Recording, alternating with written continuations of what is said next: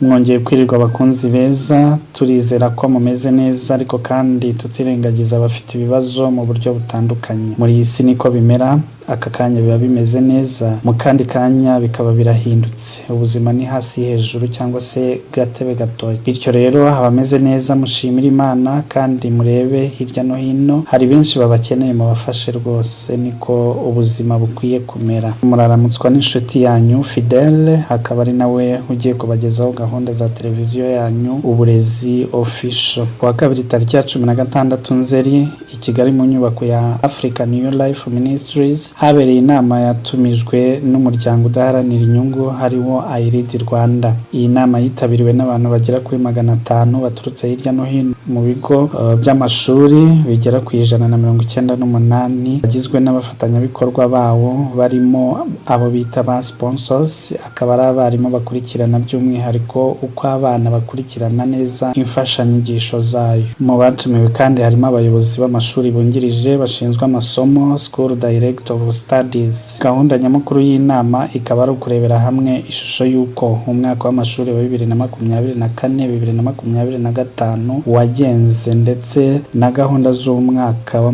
mushya w'amashuri wa 2025-2026. Mu bitabiriye iyi nama harimo kandi abayobozi batandukanye barimo African New Life Ministries, akaba ari n'umufatanyabikorwa ukomeye cyane wa IRID Rwanda, hamwe kandi n'abayobozi b'umuryango wa IRID Rwanda ku rwego rw'igihugu n'abawuhagarariye hirya no hino mu ntara aho ukorera, Provincial Field Coordinators. Aha nibura buri karere gafite ibigo bigera kuri 5 bikorana n'uyu muryango. Mu ijambo ry'ikaze, umuyobozi muri African New Life Ministries ushinzwe ubufatanyabikorwa hamwe n'ubukangurambaga Madame Judith Katabarwa yagarutse kuri gahunda zitandukanye z'uko umuryango wa IRID Rwanda wagiye ukorana n'ibigo by'amashuri, ariko kandi agaruka cyane cyane ku mpinduka cyangwa se reforms zigiye gutangirana n'uyu mwaka w'amashuri, aho abanyeshuri bakurikiranaga integanyanyigisho hifashishwa ibitabo cyangwa se manual box. Ubu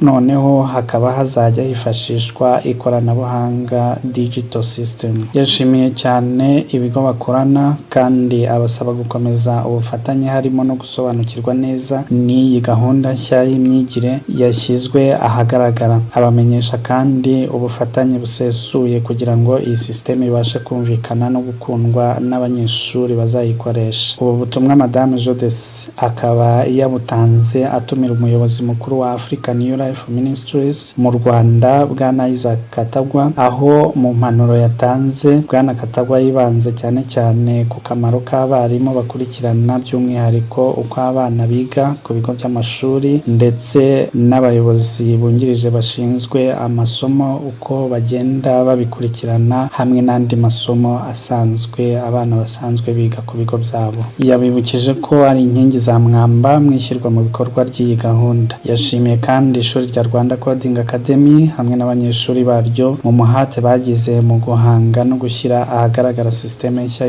y'ikoranabuhanga izajya yifashishwa n'abanyeshuri bazaba bari gukurikirana by'umwihariko porogaramu ya IRID Rwanda. Naho umunyamabanga nshingwabikorwa wa IRID Rwanda ku rwego rw'igihugu Bwana Alexander Ndamukunda yibanze cyane ku bikorwa byakozwe na IRID Rwanda mu gihe cy'imyaka 3 ishize, aho hongerewe umubare w'ibigo by'amashuri bifatanyabikorwa hirya no hino mu gihugu n'imibare y'abanyeshuri igakomeza kwiyongera. Hagiye hatangwa kandi impamyabushobozi certificates ku banyeshuri basoje program za IRID Rwanda. Kongere tubibutse ko IRID Rwanda ari umuryango udaharanira inyungu, ukaba ari umufatanyabikorwa ukomeye Minisiteri y'Uburezi n'ibigo biyishamikiyeho. Amashuri uyu muryango umaze kugeramo haragera ku 198.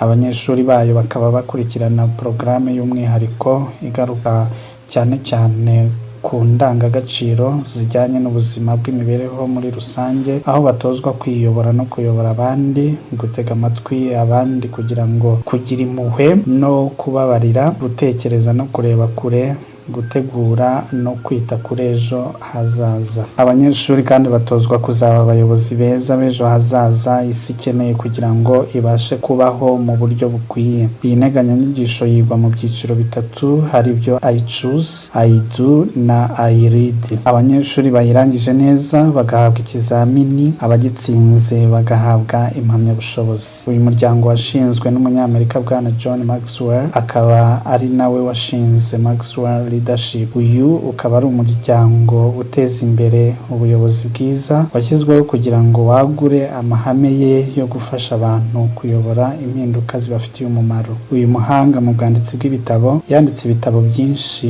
bihindurwa mu ndimi zigera kuri 70 hirya no hino ku isi, kandi bikoreshwa mu guhugura abayobozi babarirwa muri za miliyoni mu bihugu bitandukanye by'isi. Inshuti bakunzi bacu rero, naha dusoreje inkuru yacu y'uyu munsi. Mukomeze kutuba hafi no kudushyigikira muduha like na comments kugira ngo tubone ibitekerezo muduha. Abatarigeze bakanda kukazogera namwe mubikore kugira ngo ibiganiro byacu bijye bibageraho bwangu uko tubishyize ahagaragara. Turabakunda mwese hamwe n'imiryango yanyu. Imana ibahe umugisha. Ciao ciao.